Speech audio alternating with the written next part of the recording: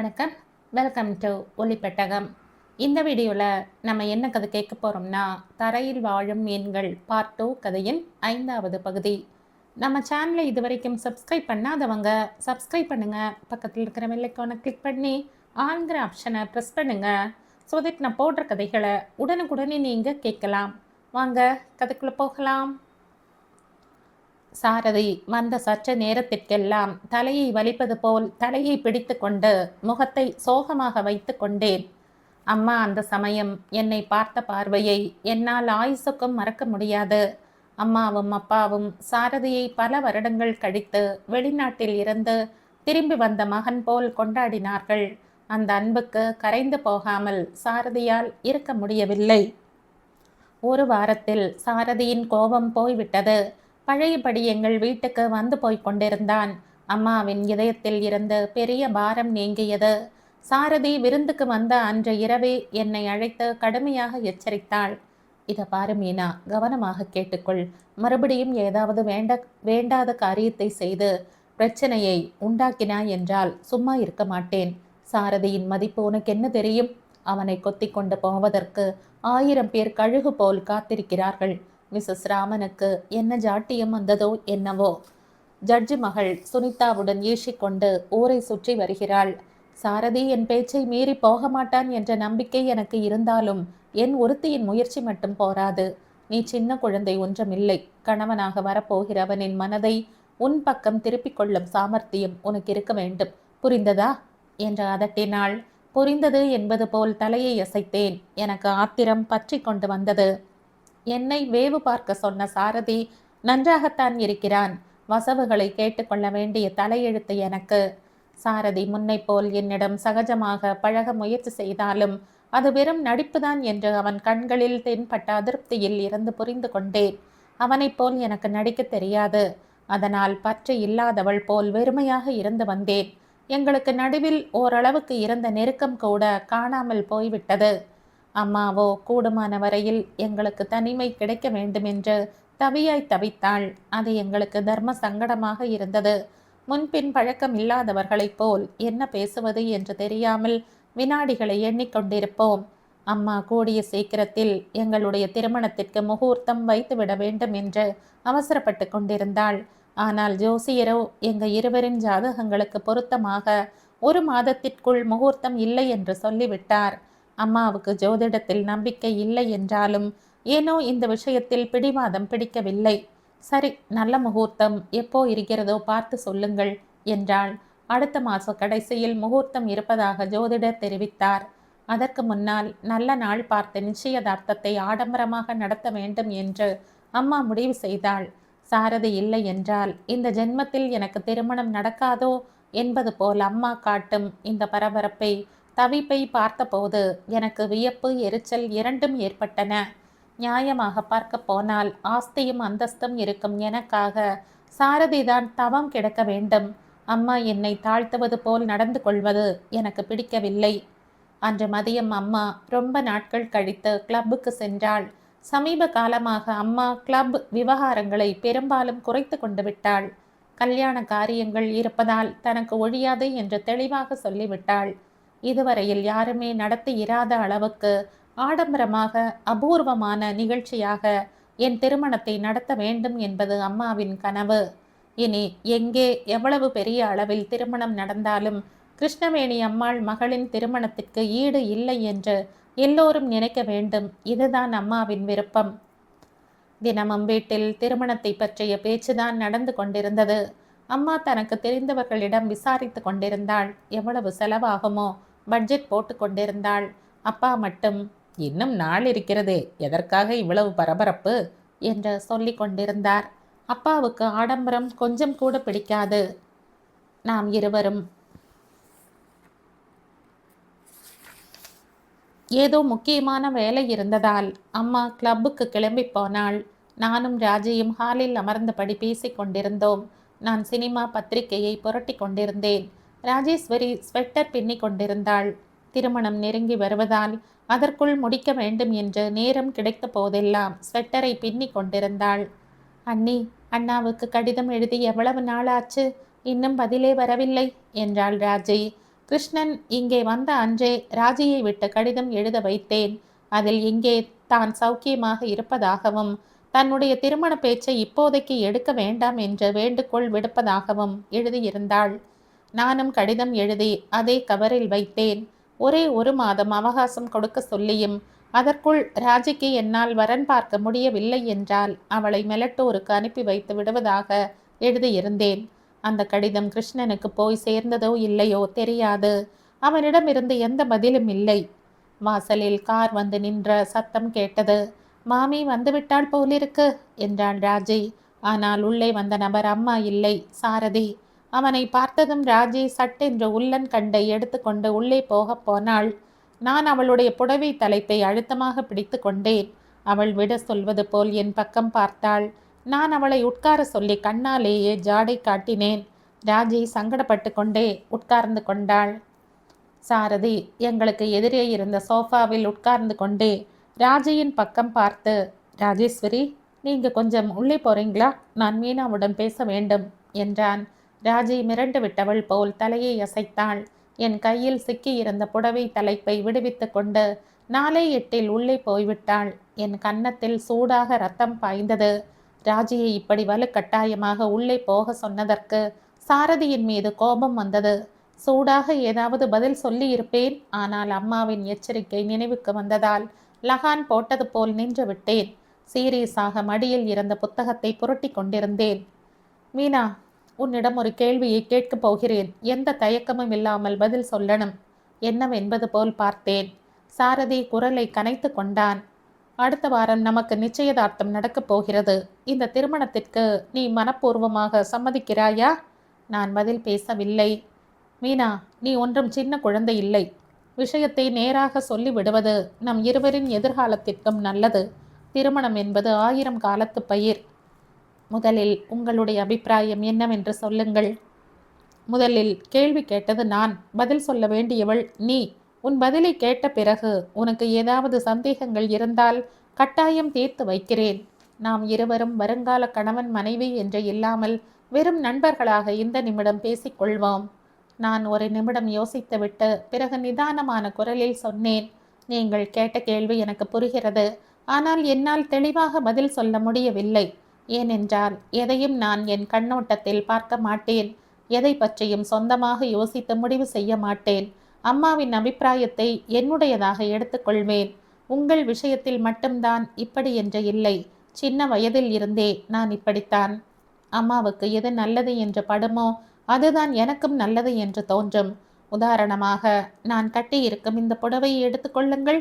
பெரிய கட்டங்கள், நடுவில் பூக்கள் எனக்கு கொஞ்சம் கூட பொருந்தாது. கடைக்கு போன போது இந்த புடவையை பார்த்ததும் சி, எவ்வளவு காடியாக இருக்கு என்று அருவருப்படைந்தேன். ஆனால் அம்மா இந்த புடவையை தான் செலக்ட் செய்தாள். புடவையின் கலரும் டிசைனும் அற்புதமாக இருக்கு என்றாள். இப்போ பார்த்தால் எனக்கும் அப்படித்தான் தோன்றுகிறது. எனக்கு புடவை என்றாலும் ஒன்றுதான், கணவன் என்றாலும் ஒன்றுதான். அம்மா உங்களை எனக்கு தகுந்த கணவன் என்று தேர்வு செய்திருக்கிறாள். நானும் அதை மனப்பூர்வமாக நம்புகிறேன். சாரதி வாய் அடைத்து விட்டவன் போல் பார்த்தான். அவ்வளவு தானே தவிர உனக்கு என்று தனிப்பட்ட அபிப்பிராயம் எதுவும் இல்லையா? அபிப்பிராயமா? அப்படியென்றால் என்னை பற்றிய விருப்பு வெறுப்புகள் எனக்கு தெரியாது.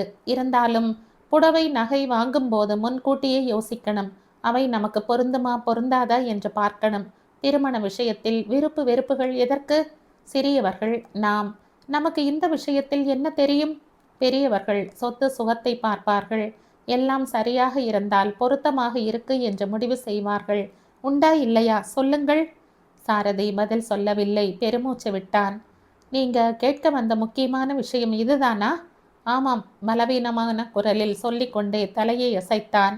நல்ல ஆள்தான் போங்க. நான் வேறு என்னவென்று நினைத்தேன். இந்த சின்ன விஷயத்திற்காகவா ராஜியை உள்ளே போக சொல்லி துரத்தினீங்க? நீங்க யாரையோ காதலிக்கிறீங்களாக்கும். இந்த திருமணத்தில் விருப்பம் இல்லை என்று நிச்சயதார்த்தத்தை கேன்சல் செய்வதற்கு அம்மாவிடம் சொல்ல சொல்லி கேட்க வந்தீங்களாக்கும் என்று நினைத்தேன். உங்களுடைய போக்கை பார்த்தால் எனக்கு அப்படித்தான் தோன்றியது என்றேன். சாரதி அதிர்ந்து விட்டவன் போல் பார்த்தான். நான் எழுந்து ராஜியை அழைப்பதற்காக உள்ளே போய்விட்டேன். அன்று மதியம் என்னிடம் பேசிய பிறகு சாரதிக்கு என்ன ஆச்சோ அந்த கடவுளுக்குத்தான் வெளிச்சம். அவன் எங்கள் வீட்டுக்கு வருவதை நிறுத்தவில்லை. பார்க்க போனால் இன்னும் அடிக்கடி வந்து கொண்டிருந்தான். வந்த போதெல்லாம் ஏதாவது சாக்கு வைத்து கொண்டு ராஜியிடம் பேசி கொண்டிருந்தான். நான் எதிரே இருந்தால் அவளிடம் அளவு கடந்த அக்கறையை காண்பித்தான். நான் பார்த்து கொண்டு இருக்கும் போதே அவளுடைய கைகளை பற்றி, உங்களுடைய விரல்கள் ரொம்ப நளினமாக இருக்கு என்று பாராட்டினான். லூசாக பின்னிக்கொண்டால் உங்களுக்கு அழகாக இருக்கும் என்றும் அறிவுரைகளை வழங்கினான். சாரதியின் மனதில் என்ன இருக்கோ எனக்கு தெளிவாக புரியவில்லை. ஆனால் அவன் இப்படி நடந்து கொள்வதற்கு வேறு ஏதோ காரணம் இருக்கு என்று மட்டும் புரிந்தது. ராஜி அவனுடைய செயல்களை கண்டு மிரண்டு போய்விட்டாள். அவன் இந்த பக்கம் வருகிறான் என்று தெரிந்தால் போதும், மின்னல் வேகத்தில் அந்த இடத்தை விட்டு மாயமாகிக் கொண்டிருந்தாள். கடைசியில் ஒரு நாள் சாரதி கேட்டே விட்டான். மீனா, உன் சிநேகிதியுடன் நான் இப்படி உரிமையுடன் பழகினால் உனக்கு ஒன்றுமே தோன்றவில்லையா? அப்பாவையை போல் பார்த்தேன். நினைத்து கொள்ள என்ன இருக்கு இதில்? எனக்கு ஒன்றும் தோன்றவில்லையே. சாரதி குழப்பத்துடன் என்னை பார்த்தான். உனக்கு என் மீது ஒரு நாளும் கோபமே வராதா? ஏன் வராது? எந்த காரணத்தினாலாவது உங்களுக்கு மேலே போய்விட்டால் எனக்கு ஆத்திரமாக வரும். கடனாளியாகி தெருவுக்கு வந்துவிட்டால் கோபம் வரும். பணம் படைத்த ஆண் மகனிடம் எந்த பெண்ணுக்காவது கோபம் வருமா? பணம் இல்லாதவர்களின் நிழலை கூட என்னால் சகித்து கொள்ள முடியாது. அப்படிப்பட்டவர்களை முழுவதுமாக வெறுக்கிறேன். சாரதி கண் இமைக்காமல் என்னையே பார்த்து கொண்டிருந்தான். பந்தயத்தில் தோற்று போனவன் போல் அவன் முகம் தென்பட்டது. பட்டணத்திலேயே பிறந்து வளர்ந்த ஒருவன் காட்டு மனிதனை பார்ப்பது போல இருந்தது அந்த பார்வை. அவன் கண்களுக்கு நான் வடிகட்டின முட்டாள் போலவும் கடைந்தெடுத்த அசடு போலவும் தென்பட்டிருக்க வேண்டும். திருநாக மாமி அன்றாடம் எனக்கு ரகசியமாக விவரங்களை தெரிவித்து கொண்டிருந்தாள்.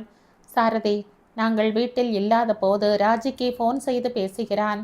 வீட்டில் நாங்கள் இருக்கும்போது சமயம் வரும்போது அவளிடம் பேசிக்கொண்டுதான் இருந்தான். ஒரு நாள் இரவு ராஜி திடீரென்று வீட்டுக்கு போக வேண்டும் என்று பிடிவாதம் பிடித்தாள். என்ன காரணம் சொல்லு என்று கேட்டேன். அண்ணனிடமிருந்து கடிதம் வரவில்லை. இதுதானா விஷயம்? இந்த மாத கடைசியில் வருவதாக சொல்லி இருக்கிறானே. எனக்கு இங்கே இருக்கணும் என்று தோன்றவில்லை. அதுதான் காரணம் என்னவென்று கேட்கிறேன். நீ சொல்லும் அந்த காரணம் எனக்கு சரி என்று பட்டால் கட்டாயம் அனுப்பி வைக்கிறேன். இல்லாவிட்டால் சிறையில் இருப்பதாக நினைத்தாலும் சரி, நீ இங்கேதான் இருக்கணும். நான் உன்னை அனுப்பப் போவதில்லை. அண்ணே, உன்னிடம் எப்படி சொல்வேன்? ராஜியின் விழிகளில் கிர்ரென்று நீர் சுழன்றது. நான் அவள் தோள் மீது கையை போட்டு நயமான குரலில் சொன்னேன். இத்தனை நாட்களும் இருந்துவிட்டு என் கல்யாணத்திற்கு முன்னால் கிளம்பி போகிறேன் என்கிறாயே. என் திருமணத்தை பார்ப்பதில் உனக்கு விருப்பம் இல்லையா? ராஜி நிமிர்ந்து என் பக்கம் பார்த்தாள். அவள் வாய்க்கு பூட்டு போடப்பட்டு விட்டது. அதற்கு பிறகு போகிறேன் என்ற வார்த்தையை அவள் சொல்லவில்லையே தவிர ஊமை வேதனையை அனுபவித்து கொண்டிருப்பது போல் தென்பட்டாள். சாரதி தன்னிடம் எடுத்துக்கொள்ளும் உரிமையை சகித்து கொள்ளவும் முடியாமல், என்னிடம் சொல்லவும் முடியாமல் நலிந்து போய்கொண்டிருந்தாள். அவளுக்காக சில வேதனைகளை சகித்து கொள்ளவும் வசவுகளை வாங்கி கட்டி கொள்ளவும் நான் தயாராக இருப்பது போல் அவளும் எனக்காக சில இடைஞ்சல்களை பொறுத்து கொள்ளட்டும். ஒருத்தருக்காக ஒருத்தர் வருத்தப்படுவதில், வேதனையை அனுபவிப்பதில் எங்களுடைய நட்பு மேலும் புனிதமடையும். அன்று மாலையில் குளித்துவிட்ட உடைகளை மாற்றிக்கொள்ளும் திருநாக மாமி அறைக்கு வந்தாள். அப்பா உங்களை வர சொன்னார் என்றாள். என் காதுகளை என்னால் நம்பவே முடியவில்லை. அப்பா என்னிடம் தனிமையில் பேசி எத்தனை நாட்கள் ஆகிவிட்டது? எங்கே இருக்கிறார் என்று கேட்டேன். ஆபீஸ் அறையில் என்று சொல்லிவிட்டு மாமி போய்விட்டாள். நான் வேகமாக ஆபீஸ் அறை பக்கம் போனேன். அம்மா குளியல் அறையில் இருந்தாள். முக்கியமான விஷயம் இருந்தால் தவிர அப்பா என்னை அழைக்க மாட்டார். என்னவாக இருக்கும்? நான் உள்ளே சென்றேன். அப்பா பேப்பரை பார்த்து கொண்டிருந்தார். எங்கள் இருவருக்கும் நடுவில் பேப்பர் குறுக்கே இருந்ததால் நான் வந்ததை அப்பா கவனிக்கவில்லை. நான் குரலை கனைத்து கொண்டேன். அப்படியும் அப்பா பேப்பரை எடுக்கவில்லை. என் வருகையை உணர்ந்த பிறகும் வேண்டுமென்றே பார்க்காதது போல் இருக்கிறார் என்று புரிந்து கொண்டேன். கடைசியில் நானே கேட்டேன், என்னை அழைத்தீங்களாமே? அப்பா பேப்பரை நிதானமாக மடித்து வைத்தார். மூக்கு கண்ணாடியை நீக்கி அதை பேப்பர் மீது வைத்தார். பிறகு சீரியஸான குரலில் கேட்டார், நம் வீட்டில் ராஜி இன்னும் எத்தனை நாட்களுக்கு இருக்கப் போகிறாள்? அவருடைய கேள்விக்கு திகைத்து போனேன். அப்பாவின் உத்தேசம்தான் என்ன? ராஜி இந்த வீட்டுக்கு வேற்று மனுஷி என்பது போல் பேசுகிறாரே. அவளுக்கு நாம் திருமணம் முடிக்கும் வரையில் பிடிவாதமாக சொன்னேன். திருமணம்தானே? அவள் யாரென்று தெரிந்தால் உங்க அம்மா முதலில் உன்னையும் என்னையும் உண்டு இல்லை என்று ஆக்கி விடுவாள். அவளை நீ இங்கே அழைத்து வந்தது முதல் எப்போ என்ன நடக்குமோ என்ற பயத்தில் நான் சரியாக தூங்கவே இல்லை. அந்த விஷயம் உனக்கு தெரியுமா? நான் தலை குனிந்தபடியே நின்றிருந்தேன். அப்பா சற்று நேரம் பேசவில்லை. என் உற்சாகம் அப்படியே வடிந்து விட்டது. அப்பா என்னை அழைத்தது எச்சரிப்பதற்காகத்தானா? அப்பா மெதுவான குரலில் கேட்டார். சமீப காலமாக சாரதி ராஜியிடம் காட்டும் அக்கறையை நீ கவனித்தாயா? கவனித்தேன். அப்பா வியப்புடன் பார்த்தார். கவனித்த பிறகும் சும்மா பார்த்து கொண்டிருந்தாயா? என்ன செய்யட்டும், சாரதியை என்னால் எதுவும் சொல்ல முடியாது. இதில் ராஜியை குற்றம் சொல்ல முடியாது. அவள் எந்த தவறும் செய்யவில்லை. அப்பா ஒரு நிமிடம் என்னை கூர்ந்து பார்த்தார். பிறகு கனிவான குரலில் என்னை அழைத்தார். மீனா, இங்கே வாமா. அப்பாவின் அருகில் சென்றேன். கண்ணம்மா, நீ என் மனதை கஷ்டப்படுத்த மாட்டாய் என்று எனக்கு தெரியும். கமலாவின் குழந்தைகளை நான் எந்த அளவுக்கு நேசிக்கிறேனோ உனக்கு தெரியாதது இல்லை. ராஜியின் காரணமாக ஏதாவது ரகளை ஏற்பட்டால் அதை என்னால் தாங்கிக் கொள்ள முடியாது. நான் உங்கள் அம்மாவுக்கு பயப்படுவது ராஜி யாரென்று தெரிந்து விடுமோ என்பதற்காக இல்லை. சாரதிக்கும் ராஜிக்கும் நடுவில் ஏதாவது நடந்து விடுமோ என்று. உன் திருமணத்தை பற்றி நானும் அம்மாவும் எத்தனை ஆசைகளை வைத்திருக்கிறோமோ உனக்கு தெரியாதது இல்லை. ரொம்ப நாட்களுக்கு பிறகு அப்பா இப்படி கனிவுடன் பேசியதும் என் இதயத்தில் இருந்த பாரம் நீங்கினார் போல் இருந்தது. என்னையும் அறியாமல் கண்களில் நீர் தழும்பியது. ஒரு விஷயம் சொல்கிறேன், கேட்கிறாயா? கேட்கிறேன் என்பது போல் தலையை அசைத்தேன். மெலட்டூரில் இருந்து கிருஷ்ணன் வந்திருக்கிறான். நாளைக்கே திரும்பி போகிறான். ராஜியை அவனுடன் அனுப்பிவிடு. நீ சொன்னது போல் அவளுடைய திருமணத்தை நாமே நடத்துவோம். ஆனால் இங்கே நம் வீட்டில் இல்லை, மெலட்டூரில் தான் அந்த சுபகாரியம் நடக்கணும். ராஜிக்கு நாம் தான் வரனை பார்த்து முடிக்கணும் என்ற உன் பிடிவாதம் கிருஷ்ணனுக்கு சங்கடமாக இருக்கு. கல்யாணம் அங்கே நடந்தால் அவனுக்கும் திருப்தியாக இருக்கும். என்ன சொல்கிறாய்? கிருஷ்ணன் வந்தானா? எப்போ? பதற்றத்துடன் கேட்டேன். நேற்று வந்தான். பக்கத்து ஊரில் ஏதோ மர்டர் கேஸ் நடந்ததாம். கிளையண்ட்டை என்னிடம் அழைத்து வந்தான். எங்கே தங்கி இருக்கிறான்? அவன் வந்ததே எனக்கு தெரியவில்லையே. அப்பா என் முகத்தை கூர்ந்து பார்த்தார். எங்கே தங்கி இருக்கிறானோ எனக்கும் தெரியாது. நேற்று நேராக கோர்ட்டுக்கு வந்து சந்தித்தார்கள். ஏதோ ஹோட்டலில் தங்கி இருக்கிறார்களாம். எந்த ஹோட்டல்? அப்பாவின் முகம் சீரியஸாக மாறியது. எனக்கு தெரியாது, நான் கேட்கவில்லை என்றார். எனக்கு ரொம்ப ஏமாற்றமாக இருந்தது. அவனும் சொல்லவில்லை, அப்பாவும் கேட்கவில்லை. ஏதாவது கேஸ் வந்துவிட்டால் அப்பாவுக்கு வேறு எதுவும் நினைவில் இருக்காது. அதற்குள் அப்பாவுக்காக யாரோ வந்து விட்டதால் அறையை விட்டு வெளியேறினேன். அன்று மாலை முழுவதும் டெலிஃபோன் முன்னால் மணை போட்டு உட்கார்ந்து கொண்டது போல் எங்கேயும் நகராமல் உட்கார்ந்து கொண்டேன். ஆனால் ஃபோன் ஒலிக்கவே இல்லை. கிருஷ்ணன் ஃபோன் செய்யவே இல்லை. கிருஷ்ணன் இந்த ஊரில் எவ்வளவு நாட்கள் இருப்பான்? இருக்கிறானா? போய்விட்டானா? அப்பாவிடம் கேட்போம் என்றால் சரியான சமயம் கிடைக்கவில்லை. நிச்சயதார்த்தம் அருகில் வந்து விட்டதால் அதற்கான ஏற்பாடுகளை பற்றி பேசிக்கொண்டு அம்மா அப்பாவின் கூடவே இருந்தாள். நிச்சயதார்த்தத்தை பற்றி அப்பா அவனிடம் சொல்லி இருப்பார். இந்த பரபரப்பில் என்னை சந்திப்பது சாத்தியம் இல்லை என்று நினைத்து போய்விட்டிருப்பானோ? ஏதோ நடக்கப் போகிறது என்ற எதிர்பார்ப்பில் நாட்களை தள்ளி கொண்டிருந்தேன். எதுவும் நடக்கவில்லை என்றால் சாரதிக்கு மனைவி ஆகணும் என்று என் தலையில் எழுதியிருந்தால்? இல்லை இல்லை, கட்டாயம் ஏதோ நடக்கும். என் மனதில் யாரோ திரும்ப திரும்ப சொல்லிக் கொண்டிருந்தார்கள். நாளை மறுநாள் நிச்சயதார்த்தம். என் இதயம் பாறாங்கல்லாய் கனத்தது. எனக்கு நானே தைரியம் சொல்லிக் கொண்டேன். நிச்சயதார்த்தம் நடந்து விட்டால் மட்டும் என்ன? தாலி கட்டும் முன் நின்று போன திருமணங்கள் எத்தனை இல்லை? அம்மாவும் அப்பாவும் நிச்சயதார்த்த வேலைகளில் மும்முரமாக இருந்தார்கள். அன்று காலையில் அம்மா சாரதிக்கு ஃபோன் செய்தாள். மதியம் வந்து என்னை கடை தெருவுக்கு அழைத்து சென்று நிச்சயதார்த்த புடவையை வாங்கி வர சொன்னாள். அம்மா சாரதியிடம் பேசும்போது கேட்டுத்தான் தீர வேண்டும். பேச்சில் எதிராளியை கட்டி போடும் வித்தையில் அம்மா மகா கெட்டிக்காரி. சாரதியிடம் பேசும்போது மட்டும் தான் அம்மாவுக்கு இந்த லயமும் நயமும் வெளிப்படும். எங்களிடம் பேசும்போது இவை எதுவும் மருந்துக்கு கூட இருக்காது. அம்மாவின் இதயத்தில் சாரதிக்கு தனிப்பட்ட இடம் இருப்பது எல்லோருக்கும் தெரியும். அவனிடம் அப்படி என்ன தனித்தன்மை இருக்கிறதோ அந்த கடவுளுக்குத்தான் வெளிச்சம். அம்மா கேட்டு கொண்டது போலவே சாரதி வந்தான். நான் வேண்டுமென்றே தாமதமாக கிளம்ப முடிவு செய்தேன். நான் இல்லாத போது கிருஷ்ணனிடமிருந்து ஃபோன் வருமோ என்ற பயம். எனக்காக யாராவது ஃபோன் செய்தால் உடனே வந்து சொல்லும்படி திருநாக மாமியிடம் சொல்லிவிட்டு மாடிக்கு போனேன். அரை மணி நேரத்தில் முடிய வேண்டிய அலங்காரத்திற்கு 1 மணி நேரம் எடுத்துக்கொண்டு கீழே வந்தேன். ஃபோன் எதுவும் வரவில்லை. வெளியே போகும் முன் யாராவது ஃபோன் செய்தால் 1 மணி நேரம் கழித்து கட்டாயம் பண்ண சொல்லுங்கள் என்ற மாமியிடம் சொல்லிவிட்டு சாரதியுடன் கிளம்பினேன். போகும்போது வழியில் சாரதி லேசான கோபம் கலந்த குரலில் கேட்டான், எல்லா விஷயத்திலேயும் உங்க அம்மாவின் விருப்பம் போல் நடந்து கொள்பவளுக்கு இந்த புடவையில் மட்டும் என்னுடைய செலெக்ஷன் எதுக்கு? அவனுடைய போக்கை பார்த்தால் என்னுடன் இப்படி வருவது கொஞ்சம் கூட பிடிக்காதது போலவும் அம்மாவின் வற்புறுத்தலை தட்ட முடியாமல் வந்திருப்பது போலவும் இருந்தது. எனக்கு என்ன தெரியும், அம்மா உங்களுடன் போக சொன்னாள் என்றேன். நாளைக்கு கல்யாணம் ஆன பிறகு உங்க அம்மா என்னை விட்டுவிட சொல்வாள், விட்டு விடுவாயா? அம்மா ஒரு கால் அப்படி சொன்னால் விட்டுவிட வேண்டியதுதான். அம்மாவுக்கு எல்லாம் தெரியும். சாரதி உள்ளூர ஏதோ முணுமுணுத்து கொண்டான். என்ன சொன்னீங்க? எனக்கு எதுவும் கேட்கவில்லை. ரொம்ப அக்கறையுடன் கேட்டேன். ஒன்றுமில்லை என்றான். எங்களுடைய கார் டி நகரில் பெரிய ஜவுளி கடையின் முன்னால் நின்றது. இருவரும் உள்ளே போனோம். கடை முழுவதும் மக்கள் கூட்டம் நிரம்பி இருந்தது. கடை முதலாளி எங்களுடைய குடும்ப நண்பர்.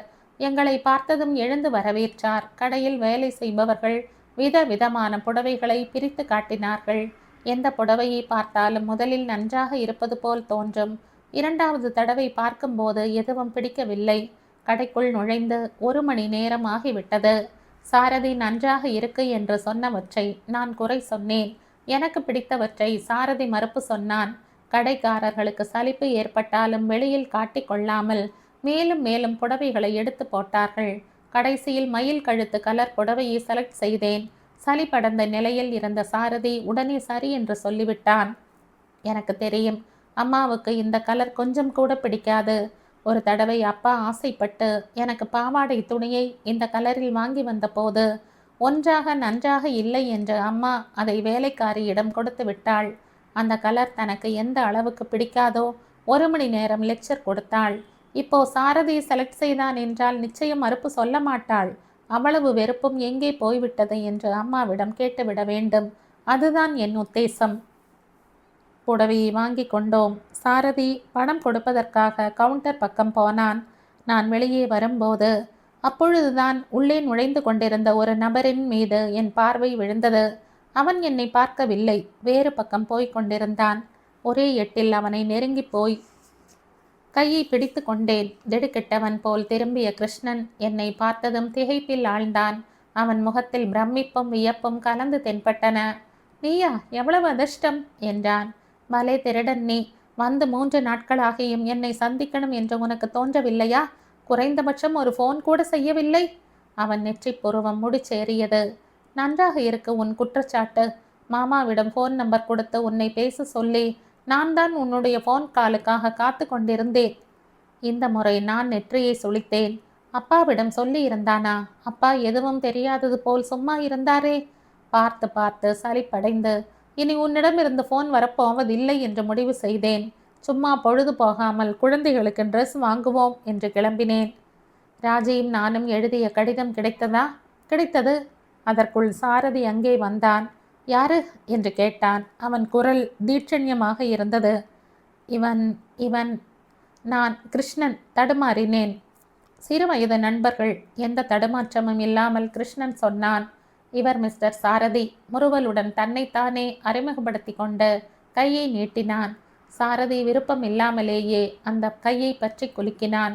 2 பேரும் ஒருவரையொருவர் கூர்மையாக பரிசீலித்ததை நான் கவனித்து கொண்டுதான் இருந்தேன். கையை குலுக்கிக் கொண்டே எதிராளியை எடை போடுவது போல் அவர்கள் பார்த்து கொண்டது எனக்கு வித்தியாசமாக வேடிக்கையாக இருந்தது. உங்களுடைய வேலை முடிந்து விட்டது போல இருக்கு, வரட்டுமா? கிருஷ்ணன் பொதுவாக விடை பெற்று கொண்டு நகர்ந்து விட்டான். சாரதி வெளியே நடந்தான். நானும் இயந்திர கதியில் அவனை பின்பற்றினேன். 2 நாட்களாக கிருஷ்ணனிடமிருந்து ஃபோன் வரும் என்று காத்திருந்த எனக்கு அவன் இப்படி கண்ணில் பட்டும் வாய்விட்டு பேச முடியாமல் போனதே மனதிற்கு என்னவோ போல் இருந்தது. சாரதி போய் காரில் அமர்ந்து கொண்டான். நானும் கதவை திறந்து உள்ளே உட்காரப் போனேன். எனக்கு ஏனோ கிருஷ்ணனை மறுபடியும் சந்திக்கவே முடியாதோ என்று தோன்றியது. அந்த பயத்தில் காரில் உட்காரப் போனவள் எண்ணத்தை மாற்றிக்கொண்டு இப்பொழுது வருகிறேன் என்று சொல்லிவிட்டு சாரதியின் பதிலுக்காக காத்திருக்காமல் மறுபடியும் கடைக்குள் ஓடினேன். கிருஷ்ணன் உடைகளை தேர்வு செய்து கொண்டிருந்தான். நான் அவன் கையை பற்றி கொண்டு பதற்றத்துடன் கேட்டேன், எங்கே தங்கி இருக்கிறாய்? தாஜ் ஹோட்டலில். Room number? கிருஷ்ணன் சொன்னான். சரி, நான் சரியாக 4 மணிக்கு உன் அறைக்கு வருகிறேன். அந்த சமயத்தில் வேறு யாராவது ரூமில் இருந்தால் வெளியில் அனுப்பிவிடு. உன்னிடம் முக்கியமான விஷயம் பேச வேண்டும். மீனா, இப்போ எதுவும் சொல்லாதே, வரட்டுமா, பாய். வேகமாக சொல்லிவிட்டு வெளியே வந்துவிட்டேன். கடைக்கு எதிரே காரை நிறுத்தி அதில் அமர்ந்திருந்த சாரதிக்கு நான் கிருஷ்ணனிடம் நெருக்கமாக நின்றபடி பேசிய காட்சி கண்ணில் பட்டிருக்கும். ஸ்டீரியங்கை அழுத்தமாக பற்றி இருந்தது போல் அமர்ந்திருந்த அவன் முகத்தில் கோபம் நிழலாடி கொண்டிருந்தது. நான் வந்து அமர்ந்து கதவை சாத்திய பிறகும் அவன் காரை ஸ்டார்ட் செய்யவில்லை. என்ன பேசி கொண்டிருந்தாய்? ஒன்றுமில்லை.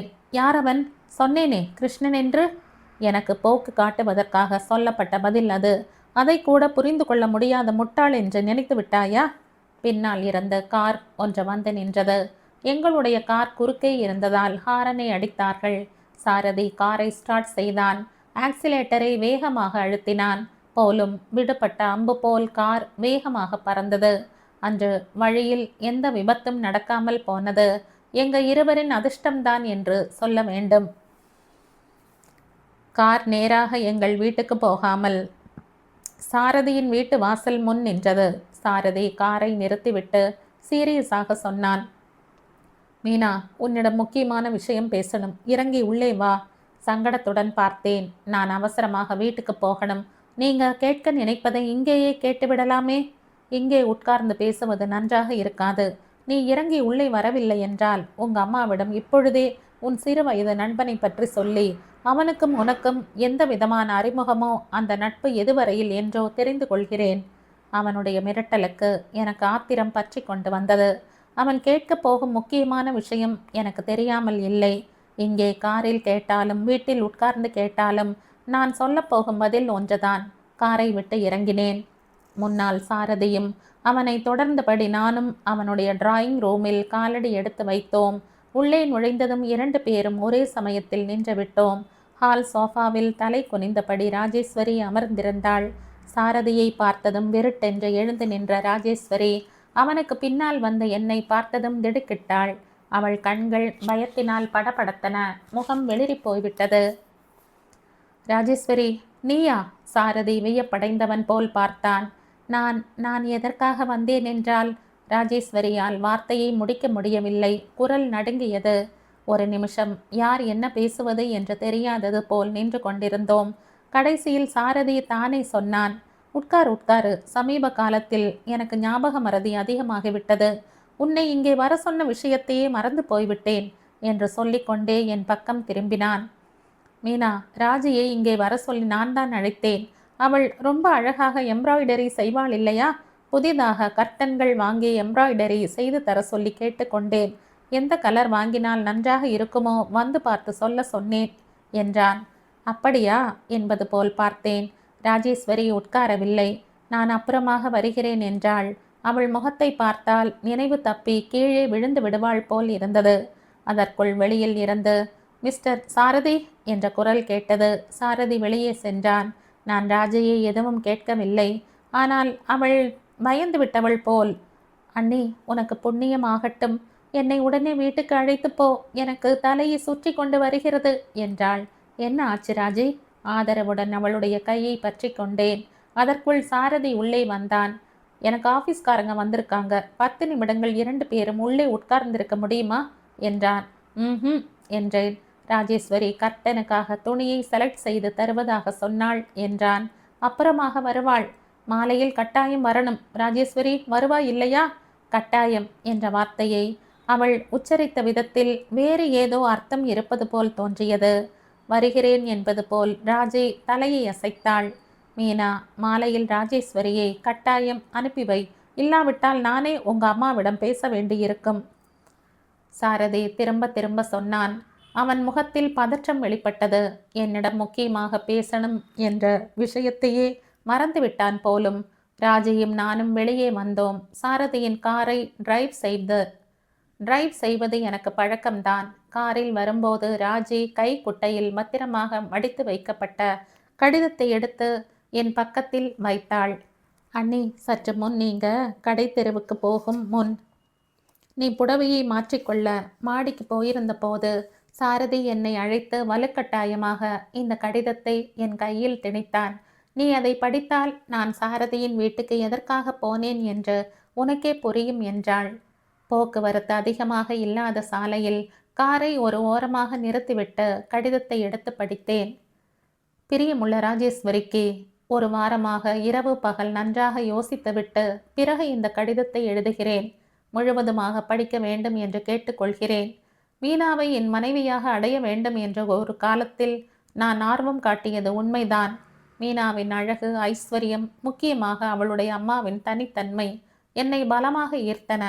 படிப்பு மட்டுமே சொத்தாக இருக்கும் எனக்கு மாமியார் வீட்டு ஆதரவு கிடைத்தால் அந்த பக்கபலத்தில் வாழ்க்கையில் மேலும் மேலும் முன்னேற முடியும் என்று கணக்கு போட்டேன். ஆனால் நாளடைவில் என் பிரம்மைகள் விலகிவிட்டன. மீனா இவ்வளவு முட்டாளாக இருப்பாள் என்று நான் கனவிலும் நினைக்கவில்லை. அம்மாவின் பாதிப்பு அவள் மீது நிறைய இருக்கிறது. அம்மா தண்ணீரை காட்டி இதுதான் பால் என்று சொன்னால் மீனா அப்படியே நம்பிவிடுவாள். பணக்கார திமிரும் முட்டாள்தனமும் கொண்ட மீனாவை பார்க்க பார்க்க என் காலடியில் நிலம் நழுவி கொண்டிருப்பது போல் உணர்கிறேன். மீனாவுடன் என்னுடைய நிச்சயதார்த்தம் நடக்கப் போவதில்லை. கிருஷ்ணவேணி அம்மாளிடம் இந்த விஷயத்தை சொல்லிவிடப் போகிறேன்.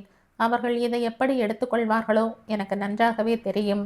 அவர்களுடன் கருத்து வேற்றுமை வந்துவிட்ட பிறகு நான் இங்கே இருக்க வேண்டாம் என்று முடிவு செய்துவிட்டேன். கூடிய சீக்கிரம் டில்லிக்கு போய்விடப் போகிறேன். மீனாவை பார்த்த பிறகு எனக்கு பணக்கார வீட்டு பெண்கள் என்றாலே பயம் வந்துவிட்டது. ரொம்ப சாதாரண குடும்பத்தில் இருந்து வந்த பெண்ணை திருமணம் செய்து கொள்ளணும் என்று நினைக்கிறேன். அந்த பெண் நீயாகவே ஏன் இருக்கக்கூடாது? மீனாவின் அம்மாவை கண்டு நீ பயப்பட வேண்டியது இல்லை. உன்னை எனக்கு பிடித்திருப்பதாக நானே அந்த அம்மாளிடம் சொல்லிவிடப் போகிறேன். உன்னை பார்த்த பிறகு எனக்கு மனைவியாக வரப்போகிறவள் இப்படித்தான் இருக்கணும் என்ற அபிப்பிராயம் ஏற்பட்டுவிட்டது. ராஜேஸ்வரி, என்னை உனக்கு பிடித்திருக்கிறதா என்று நீதான் என்னிடம் சொல்ல வேண்டும். உனக்கும் விருப்பம் என்றால் நாம் இருவரும் ரிஜிஸ்டர் மேரேஜ் செய்து கொண்டு இங்கிருந்து போய்விடலாம். நீ இன்று மாலையில் எங்கள் வீட்டுக்கு வந்தால் எல்லா விஷயங்களையும் மனம் விட்டு பேசிக்கொள்ளலாம். சிநேகிதிக்கு அநியாயம் செய்தது போல் ஆகிவிடுமோ என்று நீ தயங்க வேண்டியதில்லை. இதில் உன்னுடைய பிரமேயம் எதுவும் இல்லை. என்னை கவர வேண்டும் என்றோ உன் பக்கம் ஈர்த்து கொள்ளணும் என்றோ ஒரு நாளும் நீ முயற்சி செய்ததில்லை. நீ வரவில்லை என்றாலும் நான் மீனாவை திருமணம் செய்து கொண்டிருக்க மாட்டேன். மீனாவுடன் திருமணத்தை நான் வெறுப்பதற்கும் உனக்கும் எந்த சம்பந்தமும் இல்லை. இந்த கடிதத்தை படித்த பிறகும் நீ என்னுடன் பேசுவதற்கு வரவில்லை என்றால் அதை என் அங்கீகாரமாக எடுத்துக்கொள்வேன். என்னுடைய வேண்டுகோளை ஏற்றுக்கொண்டு திருமணத்திற்கு சம்மதிப்பாய் என்ற எதிர்பார்ப்புடன் இந்த கடிதத்தை முடிக்கிறேன். இப்படிக்கு உன் சாரதி. படித்து முடித்துவிட்டு பெருமூச்சு விட்டேன். கடிதத்தை பத்திரமாக மடித்து ராஜியின் கையில் கொடுத்தேன். அவள் சாலையின் பக்கம் பார்த்து கொண்டிருந்தாள். என்ன யோசனை ராஜி? என்னை உடனே மெலட்டூருக்கு அனுப்பிவிடு. நீ என்ன தவறு செய்தாய்? உனக்கு தெரியாது. ராஜி என் பக்கம் திரும்பினாள். விழிகளில் நீர் சுழல மேலும் சொன்னாள். அண்ணி, மெலட்டூரில் என் திருமணம் நின்று போனதில் ஏற்பட்ட பிரச்சனையால் பட்டணத்தில் உன்னிடம் வந்து சில நாட்கள் இருந்தால் அந்த வேதனையை மறந்து போகலாம் என்று ஆசைப்பட்டு கொண்டு வந்தேன். இப்படி விபரீதமாக நடக்கும் என்று தெரிந்திருந்தால் வந்திருக்கவே மாட்டேன். இதில் என்னுடைய தவறு எதுவும் இல்லை என்றால் நீ நம்புவாயா? ராஜிக்கு துக்கம் பொங்கி வந்தது. ராஜியின் தலையை என் தோள் மீது சாய்த்து கொண்டேன். பைத்தியம் போல் பேசாதே. இதில் உன்னுடைய பிரமேயம் எதுவும் இல்லை என்று சாரதியை சொல்லிவிட்டானே. எனக்கு ஏனோ பயமாக இருக்கு. விஷயம் இவ்வளவு தூரத்துக்கு வந்த பிறகு என்னை தனியாக விட்டுவிட்டு போகப் போகிறாயா? நான் இருந்தால் தானே இன்னும் பிரச்சனைகள் வரும். வரட்டுமே, எது நடந்தாலும் நம் நன்மைக்குத்தான் என்று நம்புகிறவள் நான். இன்று இந்த கடிதத்தை பார்த்த பிறகு என் மனம் எவ்வளவு லேசாக இருக்கு தெரியுமா? அண்ணி, உன் பேச்சு எனக்கு புரியவில்லை. 2 நாட்கள் பொறுமையாக இரு. போக போக உனக்கே புரியும். பைத்தியம் போல் யோசிப்பதை விட்டு தைரியமாக இரு. எங்கே சத்தியம் செய்து கொடு. கையை நீட்டினேன். ராஜி என் கையை பற்றி கொண்டாளே தவிர நான் கேட்டது போல் சத்தியம் செய்து தரவில்லை. அன்று மாலையில் கிருஷ்ணனிடம் பேசுவதற்கு நான் அதிகமாக கஷ்டப்படவில்லை. வீட்டில் இருந்து புறப்படுவதற்கு என்ன காரணம் சொல்வோம் என்று யோசித்து கொண்டு இருந்தபோது அம்மா சொன்னாள். மீனா, சொல்ல மறந்து விட்டேன். பிளவுஸுக்கு அளவு கொடுக்க உன்னை அனுப்பி வைப்பதாக டைலரிடம் சொல்லி விடுகிறேன். பழைய பிளவுஸ் எல்லாம் டைட்டாக இருக்கு. பட்டுப்புடவைக்கு மேட்ச் பிளவுஸை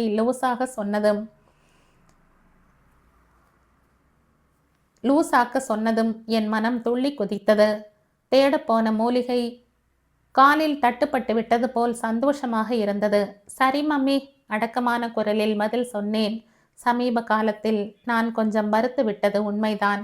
பழைய பிளவுஸ் எல்லாம் பிடிப்பாக இருந்தன. நான் உயரமாக இருப்பதால் வருமனும் சேர்ந்து கொண்டால் வயதுக்கு மீறியவளாக தென்படுவேன் என்பது அம்மாவின் பயம். டயட்டில் இருக்க சொல்லி அம்மா என்னை தொந்தரவு செய்த போதெல்லாம் அப்பா கோபித்துக் கொள்வார். சற்று பூசினாற்போல் இருந்தால் வயது அதிகமாகி விடுமா என்ன? முகத்தில் குழந்தைத்தனம் எங்கே போகும்? ஒல்லியாக கெச்சலாக இருப்பவர்களின் முகம் முற்றிய வெண்டைக்காய் போல் இருப்பதை நாம் பார்க்கவில்லையா என்ன? அப்பா என் பக்கம் வக்காலத்து வாங்கி கொண்டு பேசியதால் டயட்டிங் தொல்லையில் இருந்து விடுபட்டேன். ஏற்கனவே என்னால் பசியை தாங்கிக் கொள்ள முடியாது. இருந்தாலும் அம்மாவின் பயம் ஏற்றுக்கொள்ள முடியாது. இருந்தாலும் அம்மாவின் பயம் ஏனோ எனக்கு புரியாத விஷயம். காலத்துடன் மனித உடலில் மாற்றங்கள் ஏற்படுவது சகஜம்தானே. எத்தனை நாட்கள் இயற்கைக்கு எதிராக போராட முடியும்? வயதுக்கு ஏற்ற விதமாக இருப்பதற்கு பழகி கொள்ளணும். அதைவிட அழகு வேறு இல்லை. என்னை கேட்டால் உண்மையான அழகு தனித்தன்மையினால் தான் வரும். உடல் ரீதியான அழகு இன்னைக்கு இருக்கும் நாளைக்கு போய்விடும். தனித்தன்மையினால் ஏற்படுத்தி கொண்ட ஈர்ப்பு வாழ்நாள் முழுவதும் நிலைத்திருக்கும். அம்மாவும் நானும் சுபாவத்திலும் சரி, கருத்துகளிலும் சரி நேர் எதிராக இருக்கிறோம். நான் கிளம்ப முற்படும் போது ராஜி என் அருகில் அண்ணி, நானும் உன்னுடன் வருகிறேன் என்றாள். நீ எதுக்கு? பிளவுஸுக்கு அளவு கொடுத்துவிடு, உடனே திரும்பி வந்து விடுவேன் என்றேன். ராஜி என் தோளில் கையை போட்டு வேண்டுகோள் விடுப்பது போல் பார்த்தாள். அண்ணி, எனக்கு ஏனோ ரொம்ப பயமாக இருக்கு. என் மனம் தீங்கை எடை போடுகிறது. யூகிக்க முடியாதது ஏதோ நடக்கப் போவது போல் என் இதயம் படபடக்கிறது. என் தோளில் படிந்த ராஜியின் கையை லேசாக அழுத்தினேன். பைத்தியம் போல் பேசாதே. நீ ஏற்கனவே பயந்தாங்குழி. உன் நிழலை கண்டு நீயே பயப்படுகிறாய். நான் இருக்கும்போது உனக்கு எந்த கெடுதலும் வராது. எதற்கும் பயப்பட வேண்டியது இல்லை, போதுமா? நயமான குரலில் சொன்னேன். அது இல்லை அண்ணி. ராஜி மேலும் ஏதோ சொல்லும் முன் கீழே இருந்து ராஜி என்ற திருநாக மாமி அழைக்கும் குரல் கேட்டது. அண்ணி, நானும் உன்னுடன் வருகிறேன். என்னை விட்டுவிட்டு நீ போகாதே. ராஜி மற்றும் ஒரு முறை எச்சரிப்பது போல் சொல்லிவிட்டு வேகமாக கீழே போய்விட்டாள். 10 நிமிடங்களில் நான் தயாராகி கீழே வந்துவிட்டேன். தாமதம் செய்தால் ராஜி மறுபடியும் வந்து தானும் வருவேன் என்று பிடிவாதம் பிடிக்கப் போகிறாளே என்று பயந்து கையில் கிடைத்த புடவையை மாற்றிக்கொண்டு வேகமாக கீழே இறங்கி வந்தேன். அம்மாவுக்காக கிளப் மெம்பர்கள் சிலர் வந்திருந்தார்கள். எல்லோரும் ஹாலில் அமர்ந்து பேசிக்கொண்டிருந்தார்கள். அந்த உரையாடலில் என் பெயர் அடிபட்டதால் என்னையும் அறியாமல் படிகளிலேயே நின்றுவிட்டேன். மகளுக்கு கல்யாணம் முடிவாகி இருக்கிறதாமே? யாரோ ஒரு அம்மாள் கேட்டாள். ஆமாம், 2 நாட்களில் நிச்சயதார்த்தம். நீங்கள் எல்லோரும் முன்னாடியே வந்து விழாவை கிராண்டாக நடத்தி தர வேண்டும். நீங்க வாய்விட்டு சொல்லணுமா? கட்டாயம் வருகிறோம். எல்லா வேலைகளையும் கவனித்துக் கொள்கிறோம். உங்க மகளுடைய கல்யாணத்தை உங்களை விட நாங்க எல்லோரும் ஆவலுடன் எதிர்பார்த்து கொண்டிருக்கிறோம். அப்படி நடக்கும், இப்படி நடக்கும் என்று ஏகப்பட்ட எதிர்பார்ப்புகளை வைத்திருக்கிறோம். அது என்ன பிரமாதம்? நானும் உங்களை போன்றவள் தானே, அம்மா முறுவலுடன் சொன்னாள். வீட்டோட மாப்பிள்ளையாக வருவதற்கு சம்மதித்து விட்டார் போல்தானே? இன்னொரு மாமி கேட்டாள். இல்லை என்றால் நான் ஒப்புக்கொண்டிருப்பேனா? அம்மாவின் குரல் பெருமையுடன் ஒலித்தது. ஆமாம், இருப்பதோ ஒரு மகள், சகஜம்தானே. அதிலும் சாரதிக்கே பெற்றோர்கள் இல்லை. நான் முன்னாடியே சொல்லிவிட்டேன். இதோ பாரப்பா, நீதான் எனக்கு மகன், மகள், இனி எங்களுக்கு மருமகள் என்று அம்மா சொன்னாள். நன்றாக சொன்னீங்க. எல்லோரும் சிரித்தார்கள். அந்த சிரிப்பு அலை அலையாக வந்து என்னை மூழ்கடித்து கொண்டிருந்தது. கிருஷ்ணனை பார்க்க போகிறேன் என்ற சந்தோஷம் ஒரு நிமிடம் காணாமல் போய்விட்டது. அதற்குள் ஒரு மாமி என்னை பார்த்து விட்டாள். அதோ மீனா வருகிறாள் என்றாள். எல்லோரும் திரும்பி பார்த்தார்கள். நான் கீழே இறங்கி வந்தேன். மம்மி, நான் கிளம்பட்டுமா என்றேன். சீக்கிரம் போய்விட்டு வா. வரும்போது சாரதியின் வீட்டுக்கு போய் அவனையும் அழைத்து வா. அப்பா அவனிடம் ஏதோ பேச வேண்டுமாம், அம்மா சொன்னாள். இயந்திர கதியில் தலையை அசைத்துவிட்டு வெளியேறினேன். சாரதி, சாரதி, மூச்சுக்கு மூச்சு அம்மா உச்சரிக்கும் வார்த்தை அதுதான்.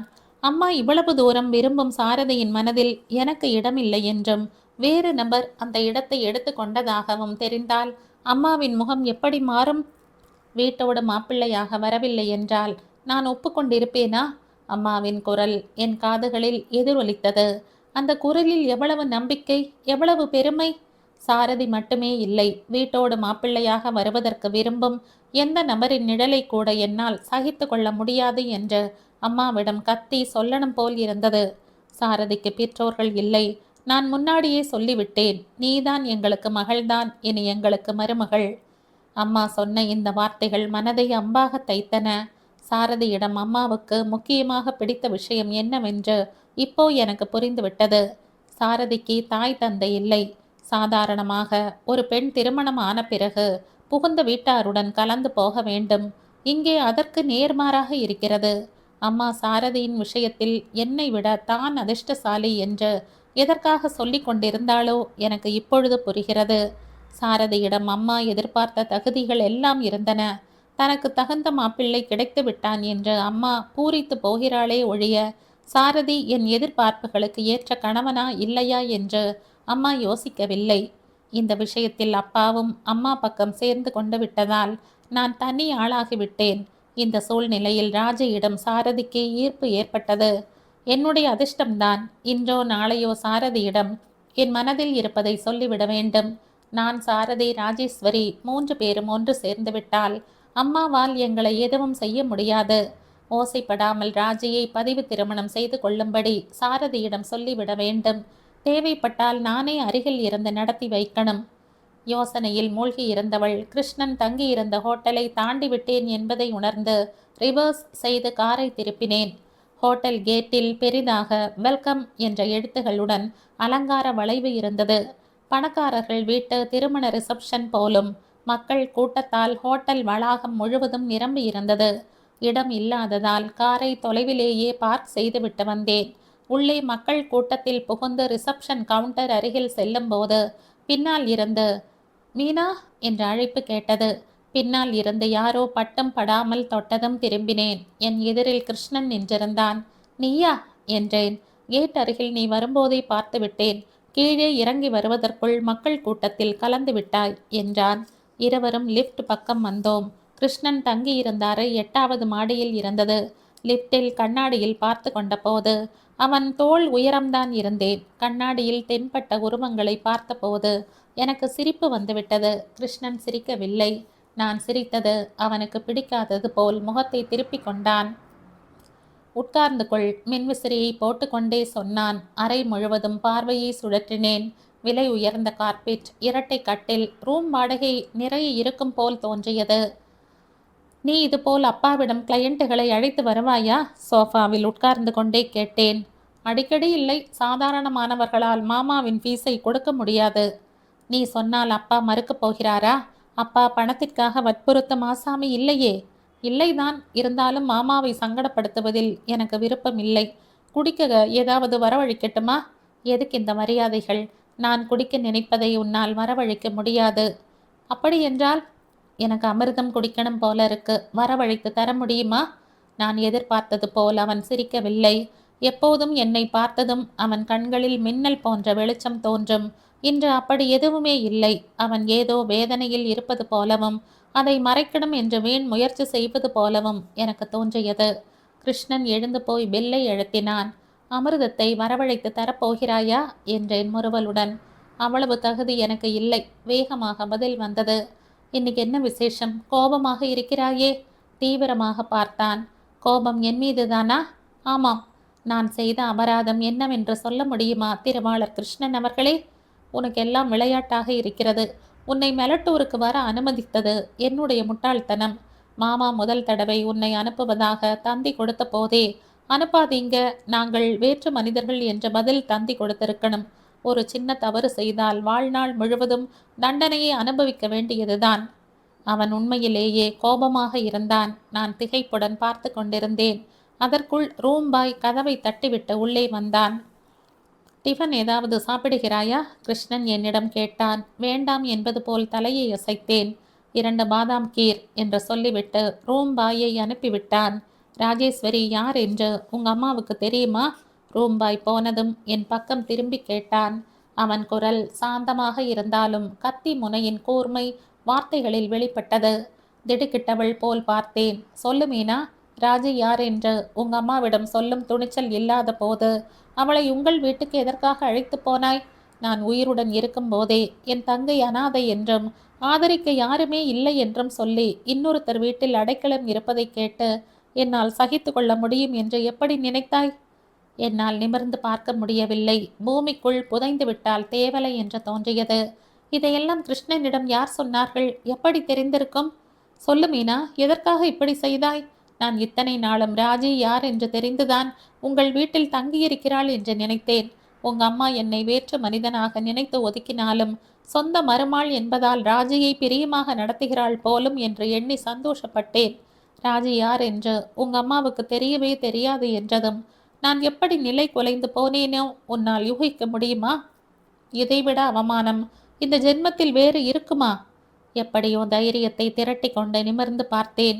அவன் கண்களில் கோபம், அவமானம், ரோஷம் எல்லாம் கலந்த உணர்வு பளபளத்தது. வலுக்கட்டாயமாக வேதனையை விழுங்கி கொண்டவன் போல் தென்பட்டான். அவன் எவ்வளவு சுய அபிமானம் கொண்டவனோ எனக்கு தெரியாதது இல்லை. ரொம்ப நாட்களாக என் மனதில் நினைத்து கொண்டிருப்பதை அவனிடம் சொல்லிவிட வேண்டும் என்று தோன்றியது. ஆனால் எதுவும் செய்ய முடியாமல் நாற்காலியை விட்டு எழுந்து கொள்ளவும் திராணியற்றவள் போல் உட்கார்ந்திருந்தேன். மீனா, நீ இவ்வளவு கோழையாக இருப்பாய் என்று கனவிலும் நான் நினைக்கவில்லை.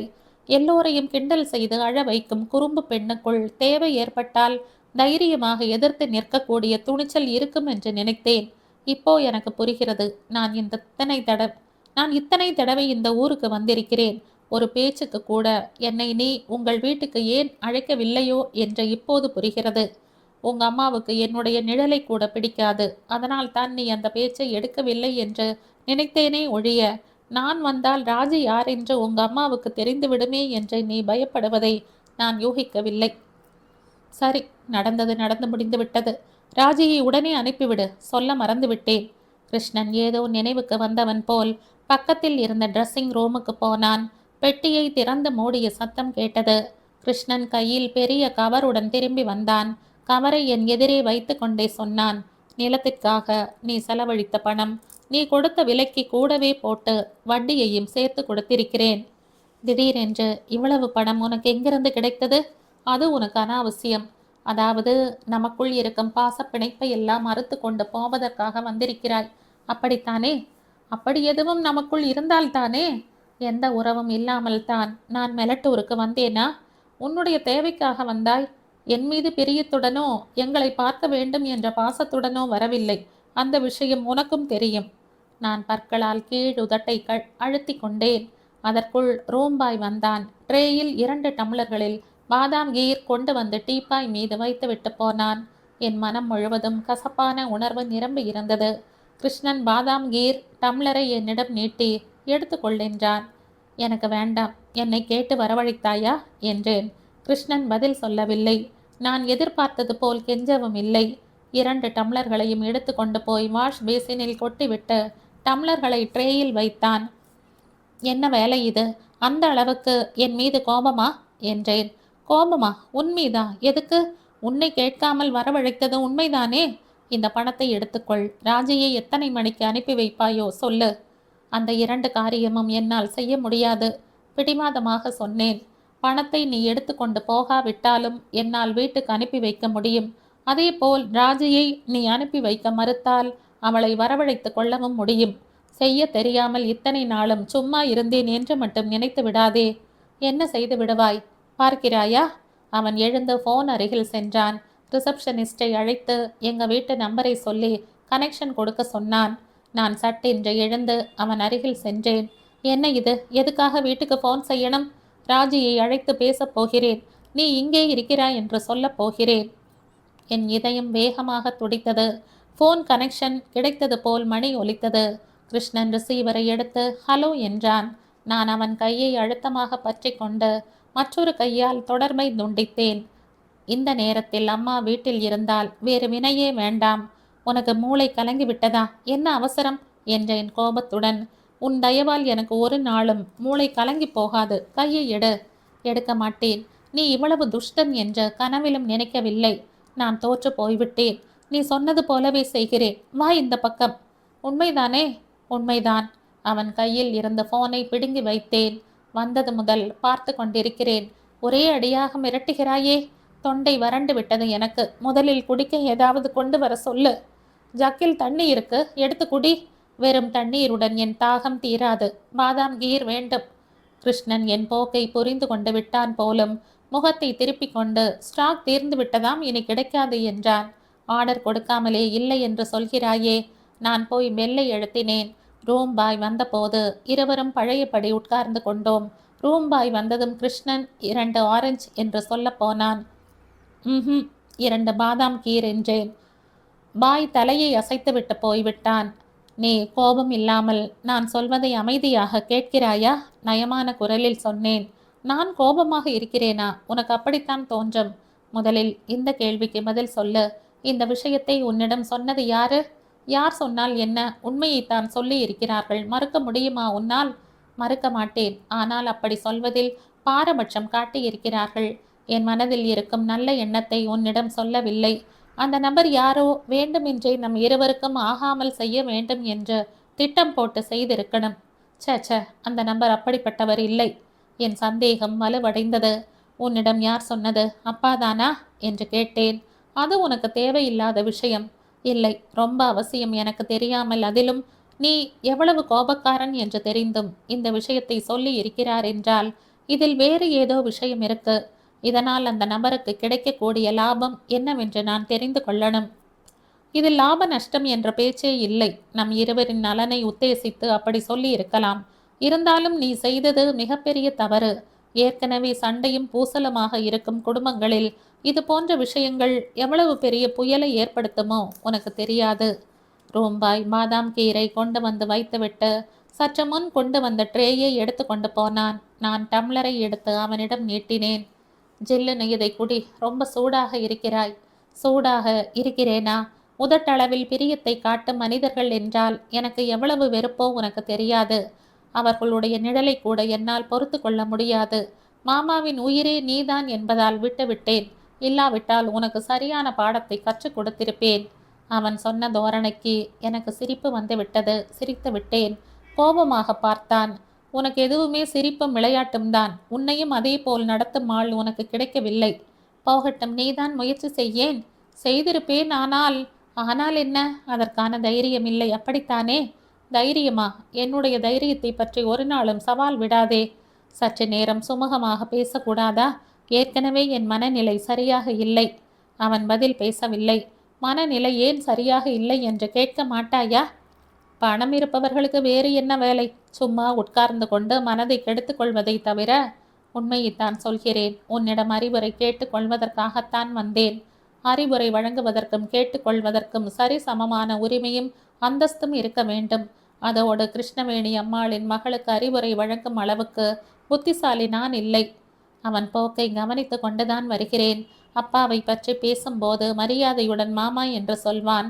அதுவே அம்மாவை பற்றி பேச்சு வந்தால் கிருஷ்ணவேணி அம்மாள் என்றோ உங்க அம்மா என்றோ விழிப்பான். அப்படி சொல்லும்போது கூட வெறுப்பும் குத்தலும் அந்த குரலில் துணிக்கும். நான் கிருஷ்ணவேணி அம்மாளின் மகள் என்பதை மறந்துவிடு. ஒரு ஊரில் ஒரு பெண் இருந்தாளாம் என்ற கதை சொல்கிறேன். அந்த பெண்ணுக்கு வந்த பிரச்சனைக்கு தீர்வு சொல்லு, போதும். சரி, கதையை சொல்லு. ஒரு ஊரில் ஒரு பெண் இருந்தாளாம். அந்த பெண் அழகானவள், பணக்காரி, படித்தவள், புத்திசாலி, பெற்றோரின் செல்ல மகள். அதெல்லாம் எனக்கு தெரியும். அந்த சுகுமாரிக்கு வந்த பிரச்சனை என்னவென்று சொல்லு. அந்த பெண்ணுக்கு ஒரு பையனை பார்த்து திருமணம் செய்வதாக முடிவு செய்தார்கள். அவன் ஃபாரின் ரிட்டர்ன், நல்ல வேலையில் இருக்கிறான். என்னை சொல்ல விடேன். கோபமாக பார்த்தேன். நீ சொல்லப் போவதை வேகமாக முடிக்கிறேன், நீயே சொல்லு. கிருஷ்ணன் நிமிர்ந்து உட்கார்ந்து கொண்டான். அந்த பெண்ணின் பெற்றோர் மகளுடைய திருமணத்தை ரொம்ப ஆடம்பரமாக நடத்த வேண்டும் என்று கனவு கண்டு கொண்டிருக்கிறார்கள். நிச்சயதார்த்தம் கூட செய்ய போகிறார்கள். இந்த நேரத்தில் அந்த பையனின் மனதில் தான் இல்லை என்ற உண்மை அந்த பெண்ணுக்கு தெரிந்துவிட்டது. இந்த சூழ்நிலையில் அந்த பெண் என்ன செய்ய வேண்டும்? கிருஷ்ணன் யோசிப்பது போல் என்னை பார்த்தான். அது உண்மைதானா? அந்த பெண் வீணாக சந்தேகப்படுகிறாளோ? வீண் சந்தேகமில்லை. 100க்கு 100% உண்மை. அந்த பையன் வேறு ஒரு பெண்ணுக்கு எழுதிய காதல் கடிதத்தை அந்த பெண்ணே தன் கண்ணால் பார்த்திருக்கிறாள். மீனா, என்ன இது? நீ சொல்வது உண்மைதானா? வியப்புடன் பார்த்தான். உண்மைதான் சொல்கிறேன். நீ எந்த சத்தியம் செய்ய சொன்னாலும் செய்கிறேன். பாரபட்சம் இல்லாமல் இந்த பிரச்சனைக்கு தீர்வு சொல்லு. நானா? என்னால் என்ன சொல்ல முடியும்? எனக்கு சரியான வழியை காட்டு. நான் தவறு செய்து விட்டேனா என்ற எதிர்காலத்தில் வருத்தப்பட்டு கொள்ளாமல் இருக்கும் விதமாக என்னை காப்பாற்று. மீனா, மனம் விட்டு பேசுவதற்கு உன்னை விட நெருக்கமானவர்கள் எனக்கு யாருமே இல்லை. இந்த விஷயமாக உனக்கு கடிதம் எழுதுவதாக இருந்தேன். கடவுளை பார்த்து அனுப்பி வைத்தது போல் நீயே வந்துவிட்டாய். என்னை விரும்பாதவனை நான் எப்படி திருமணம் செய்து கொள்வது? வாழ்நாள் முழுவதும் எப்படி அவனை சகித்து கொள்வது? அந்த நபரிடம் உன் மனதில் எந்த அளவுக்கு மதிப்பு வைத்திருக்கிறாயோ அதை பொறுத்து முடிவை எடுக்கணும். நீ அவனை மனப்பூர்வமாக விரும்பி இருந்தால் இப்போதைக்கு மௌனமாக இரு.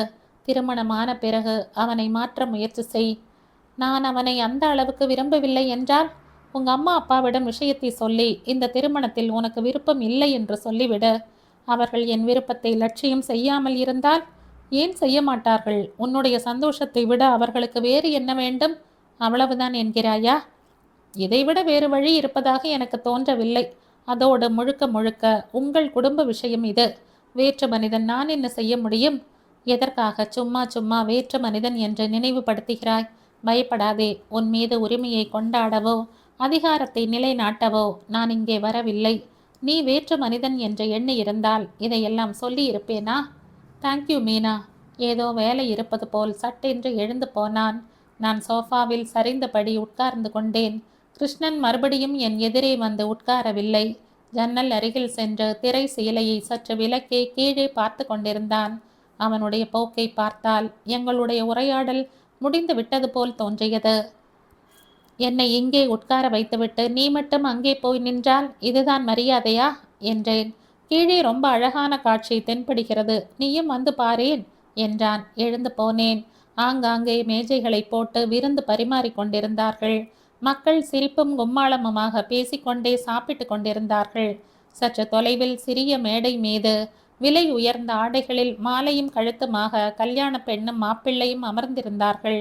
ரிசப்ஷனுக்கு வந்திருந்தவர்கள் முதலில் மேடைக்கு போய் மணமக்களிடம் பரிசுகளை தந்துவிட்டு போட்டோ எடுத்துக்கொண்டு கை குலுக்கிவிட்டு கீழே இறங்கி வந்து விருந்து சாப்பிட்டு கொண்டிருந்தார்கள்.